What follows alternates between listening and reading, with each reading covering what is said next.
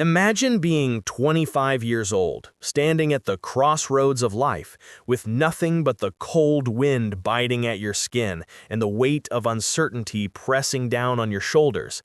That's where Eleanor Hayes found herself.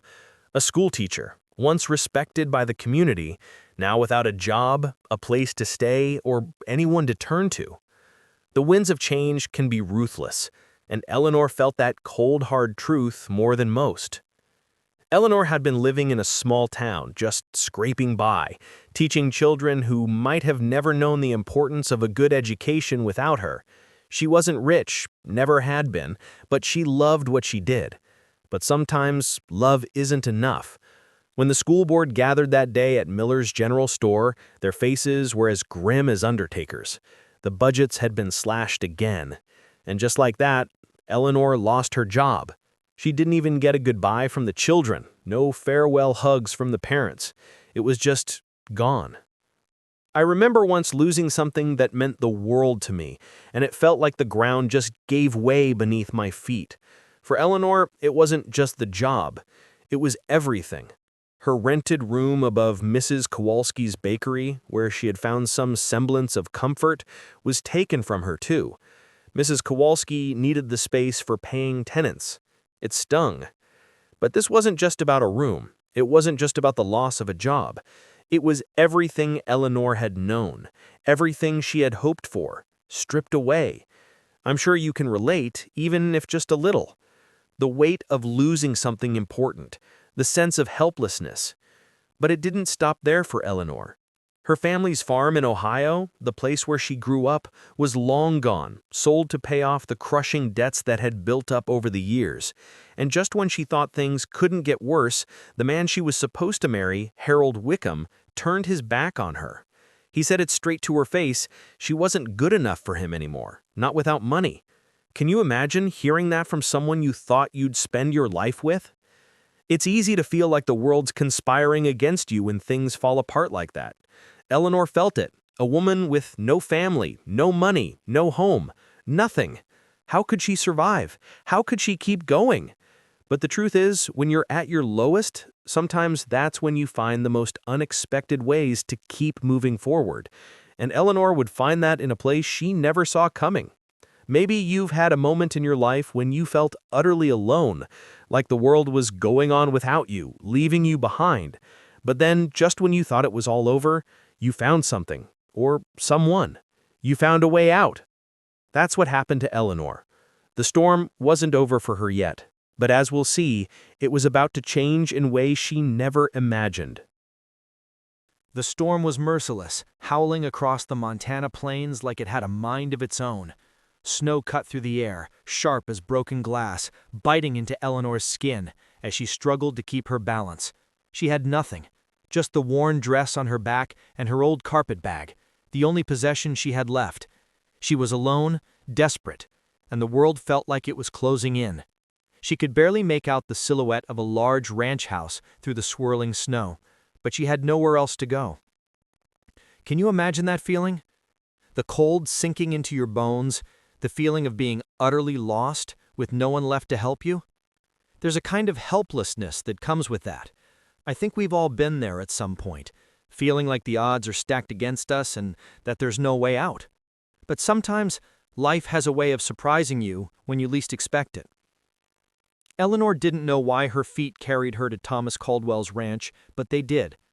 Perhaps it was desperation, or maybe it was just a silent hope that the storm would end if she could find shelter. She hadn't even decided what to say when she stood at the gates, clutching her bag and feeling the weight of the world on her shoulders. And that's when Thomas Caldwell appeared. Thomas was a man built from the land itself, tall, with broad shoulders, and eyes as cold and blue as the winter sky. His wife had died giving birth to their second child, leaving him to raise 2 boys alone. He was a man who had endured great loss and never quite seemed to recover. When he saw Eleanor standing at his gates, looking like she might freeze to death on his doorstep, he didn't ask questions. He didn't offer pity. Instead, he simply stepped outside and told her to come inside before the storm buried them both. Now, I know what you're thinking. This sounds like the beginning of a love story, right? But it wasn't. Not yet. The thing about survival is that it often doesn't leave room for anything else. When Eleanor stepped inside his home, she wasn't stepping into a place where love was waiting for her. She was stepping into a house that had been a shell since his wife's death. Clean, functional, but lacking warmth. And Thomas, for all his strength, was a man who needed help. He had 2 boys to raise, cattle to manage, a ranch to run, and no woman around to make a home out of it. He was used to being alone, but he also knew that the coming winter would be brutal. And as much as he hated to admit it, he needed a partner. A woman who could help him manage the house, tend to the boys, and frankly, just help keep the lights on. Now, I know what you're thinking. This sounds like a beginning of a love story, right? But it wasn't. Not yet. The thing about survival is that it often doesn't leave room for anything else. When Eleanor stepped inside his home, she wasn't stepping into a place where love was waiting for her. She was stepping into a house that had been a shell since his wife's death. Clean, functional, but lacking warmth.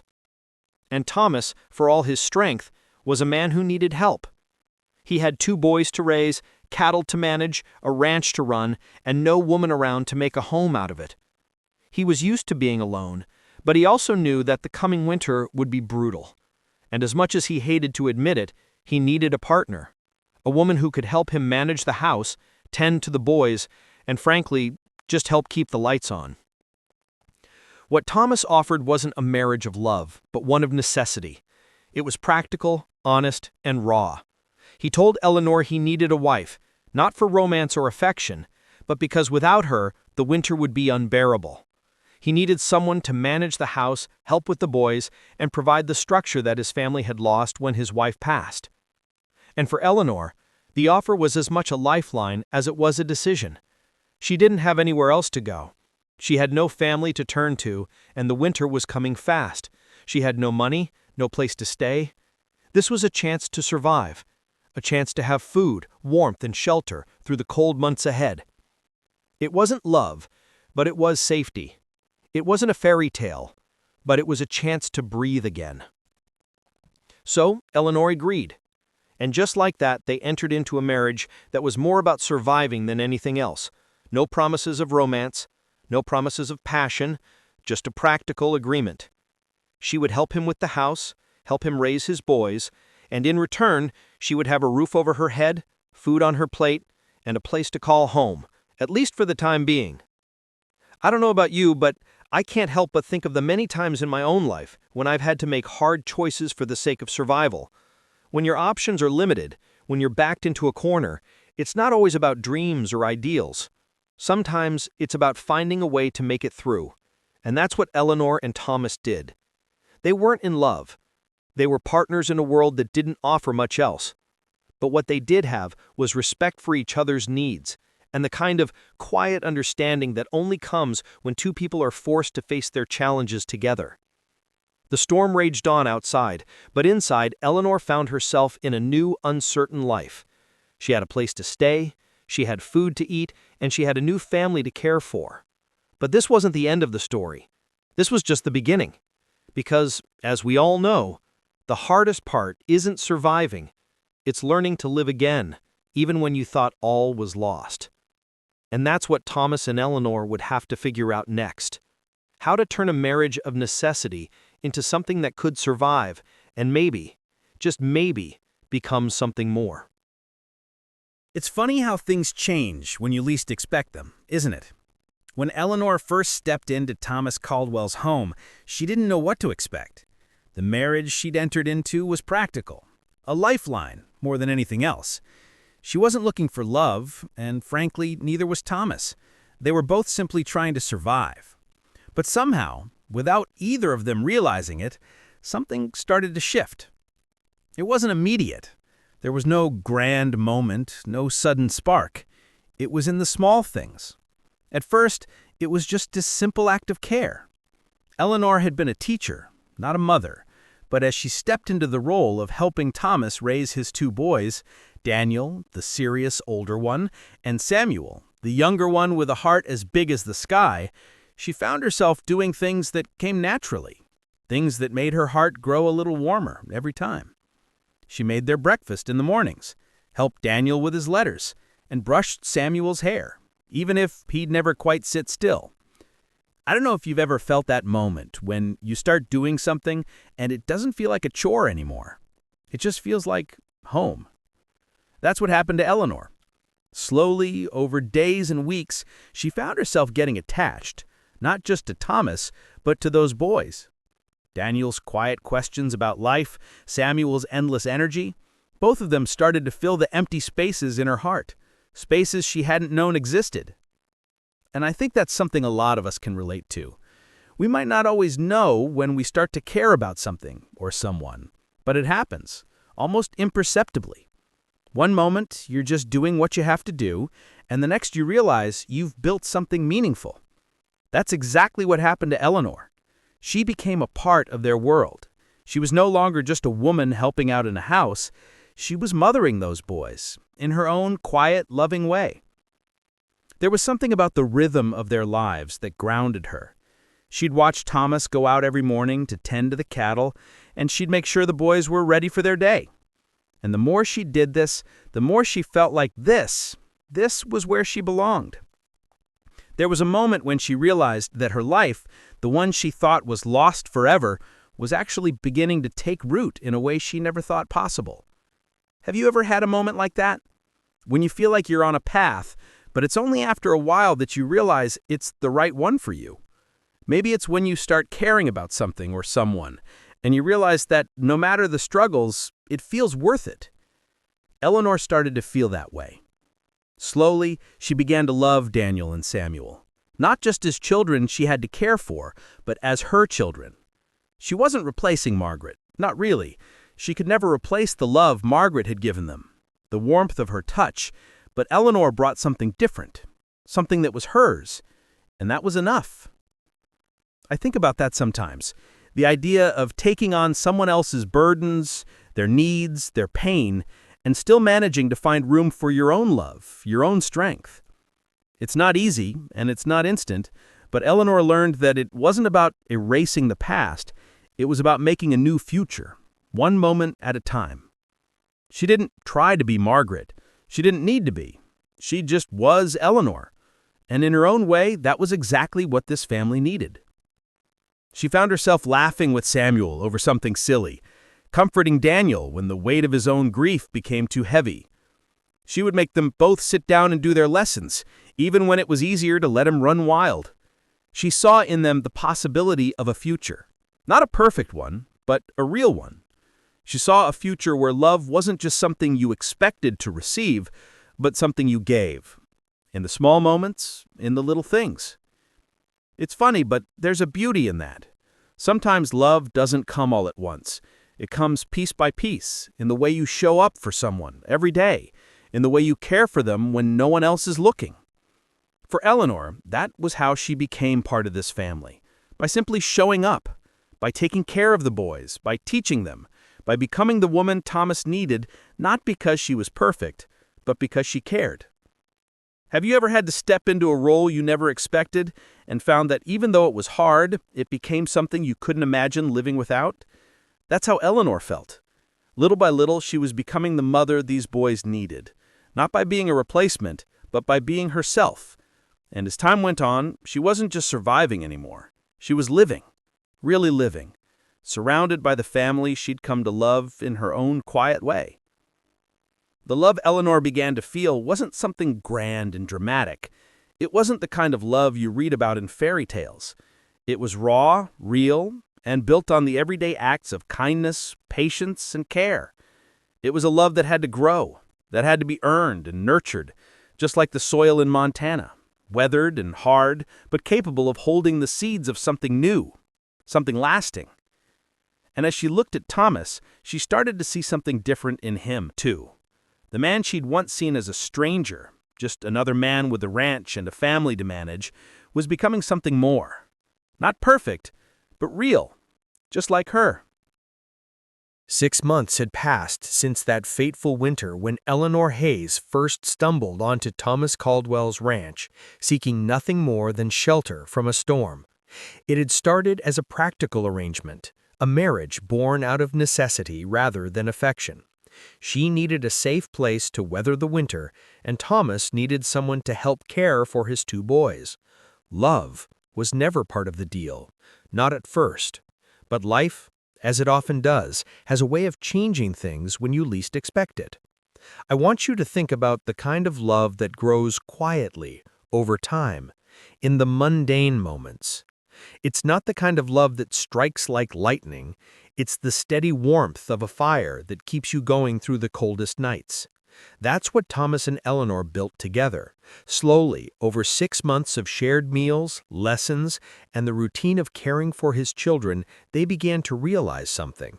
They were more than just husband and wife in name. They were partners, and they had grown to care for each other in ways neither had anticipated. It wasn't just the daily chores or the way Eleanor had stepped into the role of mother for Daniel and Samuel, though that was certainly part of it.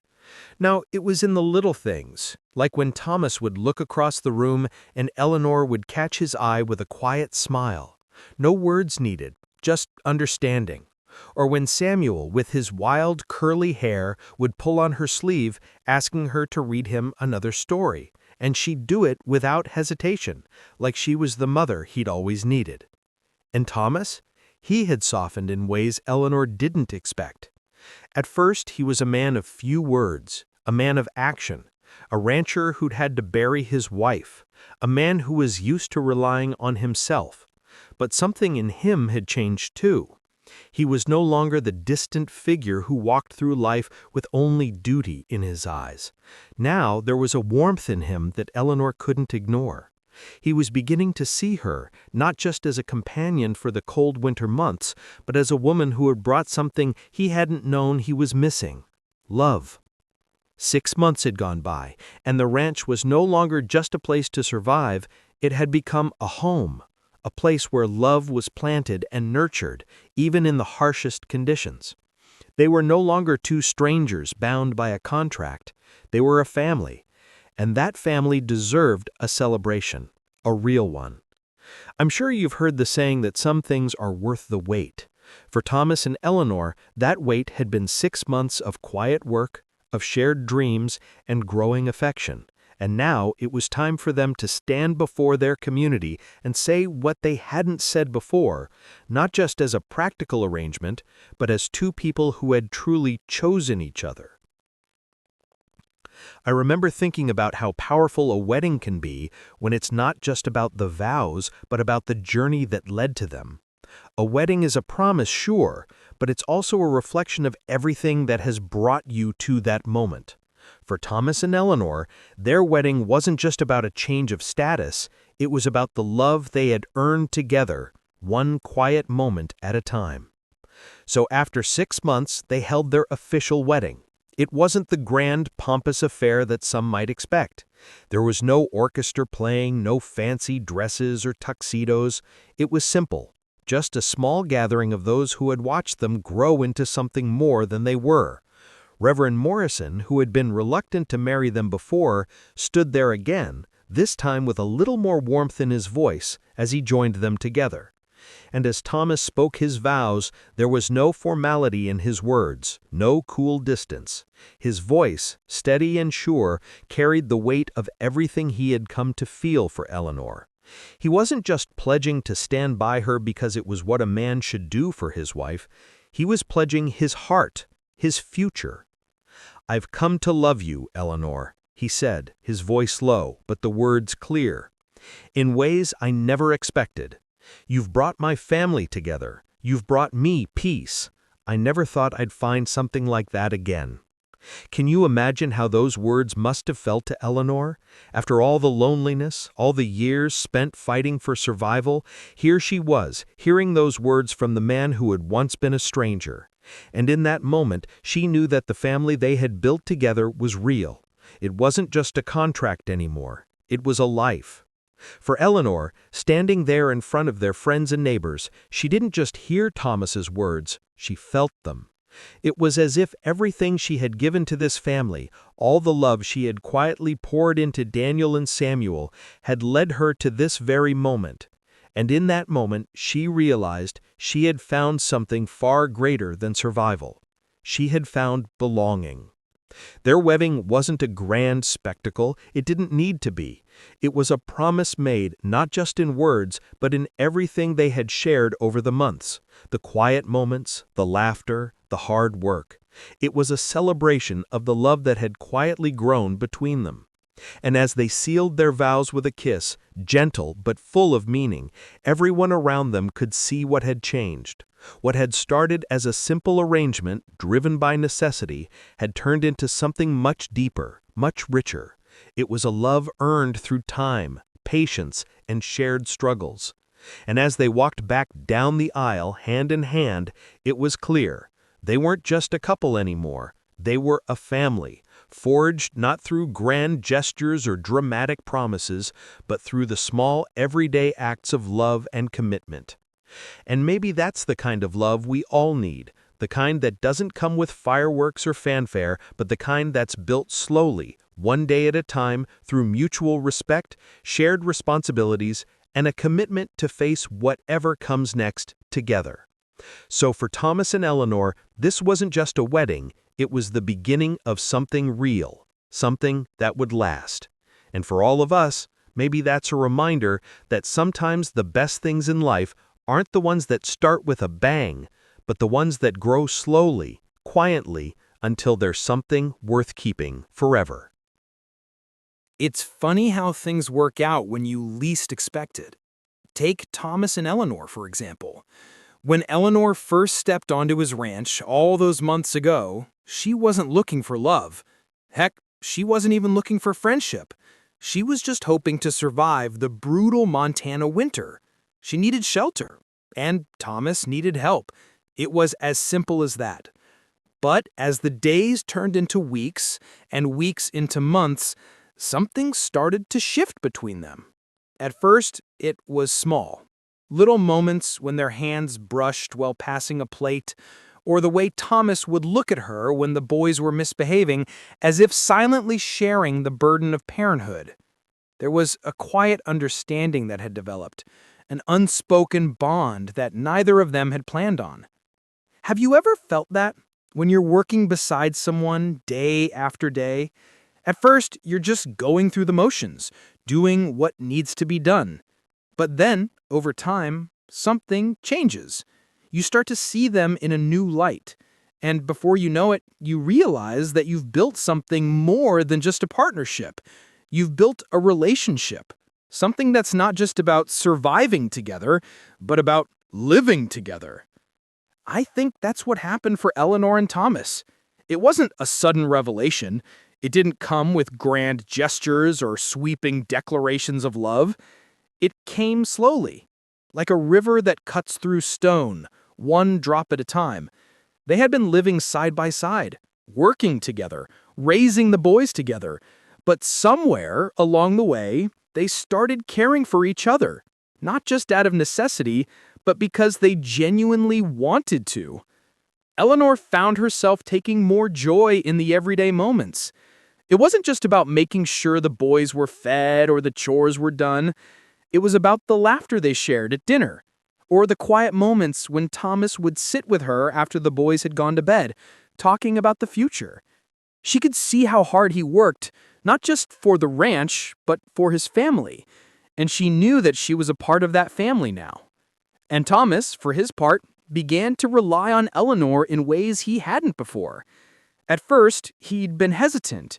He'd hired her to be the housekeeper and the teacher, sure, but as time went on, he saw something more in her. She wasn't just helping him run the ranch, she was becoming the heart of their little family. It wasn't just the way she took care of the boys, it was the way she made the house feel like a home again. Sometimes I think we don't fully appreciate the power of those small things in life, the simple acts of caring for someone day after day. It's not always about grand romantic gestures, but about consistency, about being there for each other even when it's hard. And that's what Thomas and Eleanor had. They had built something real, something that didn't rely on empty promises or lofty ideals. It was a love born out of respect, built on the foundation of shared hardship and mutual understanding.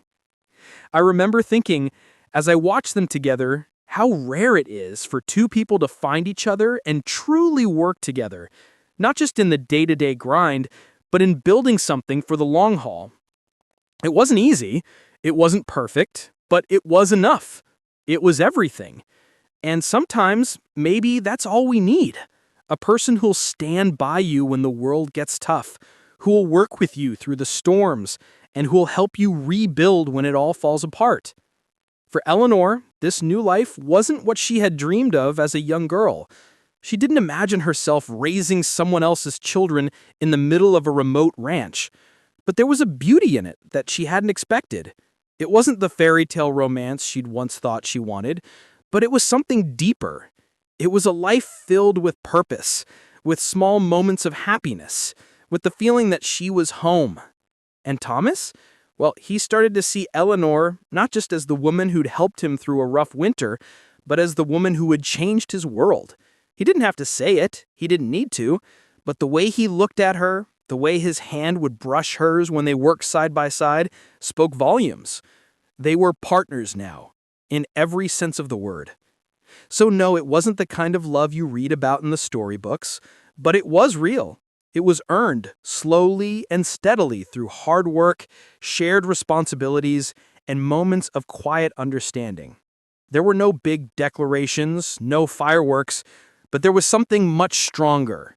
They had built something that would last. Eleanor's new life, with its challenges and its rewards, had become something she hadn't expected. It wasn't perfect, but it was hers. It was a life that had meaning, a life that felt like it was worth living. And for her, that was enough. And I think, deep down, it was enough for Thomas too. Because sometimes when you stop looking for something perfect, you find something better. You find a love that grows not in the grand moments, but in the everyday ones. And maybe, just maybe, that's the kind of love that lasts a lifetime. You know, life has a funny way of unfolding, sometimes in the most unexpected places. For Eleanor, it was in the heart of a harsh winter, surrounded by snow-covered plains and the quiet hum of daily life on a ranch. When she first arrived at Thomas's homestead, she was running from a past that had left her broken and unsure. But what she didn't know, what she could never have predicted, was that the greatest love of her life would start with something as simple as caring for someone else. Thomas, the quiet, steady man who had lost his wife and now carried the weight of raising two young boys on his own, wasn't looking for love either. He was looking for help. Help to run his farm, help to take care of his boys, help to fill the empty spaces in a house that echoed with memories of a love lost. And yet, in the course of sharing responsibilities, of caring for each other and the family they'd both inherited, something changed. Have you ever had a moment like that, where you started off doing something out of necessity, maybe just going through the motions, and then out of nowhere it hits you? You realize you've built something real, something meaningful. It's not perfect, but it's exactly what you need. For Eleanor, the change came slowly. There were no grand gestures, no dramatic moments where she suddenly realized she had fallen in love with Thomas. It was in the small, quiet things. The way she'd help Thomas with the chores, getting the boys ready for school, or sitting together in the evenings after the day's work was done, sharing stories and dreams that seemed impossible not long ago. Slowly but surely, Eleanor realized she wasn't just surviving anymore. She was building a life. And Thomas, he saw it too. He saw the way Eleanor cared for the boys, Daniel and Samuel, how she stepped in as a mother in ways that went beyond what was asked of her. It wasn't just about teaching them their lessons or keeping them in line. It was about love. A love that was gentle and firm, that helped guide them without suffocating them. A love that said, "I'm here for you no matter what." And in the same breath, Thomas realized that in caring for her and sharing his burdens, he had come to rely on Eleanor not just as a partner in the work of the ranch, but as his equal, his confidant, his family. It wasn't some grand fairy tale, and it didn't have to be. The beauty of what they built wasn't in the fireworks of romance, but in the quiet, everyday moments. There's something so powerful about that, don't you think? The kind of love that doesn't need to be shouted from the rooftops to be real. The kind of love that grows in the spaces between moments, in the shared glances and the way someone's voice softens when they say your name. Eleanor began to find joy in the small moments. The smiles from the boys when she handed them a warm meal. The way Thomas would stand just a little closer when they worked side by side as though he didn't need to say a word to show he appreciated her. The work was still hard, the days still long, but there was a new kind of peace in it. They weren't just surviving anymore. They were thriving. And the boys? They began to look at Eleanor with the same trust they'd once had for their mother. There was a special bond forming, not out of obligation, but out of genuine care. In Eleanor, they found a mother's love that was steady, dependable, and warm. She wasn't trying to replace their real mother. No one could do that. But she gave them something just as important: her presence, her patience, her understanding. As the seasons changed, so did their lives. What had begun as a practical arrangement, two people coming together out of necessity, had slowly transformed into something beautiful. Something built on the foundation of shared hardship and mutual respect. They had created a family, not just by blood, but by choice, by love.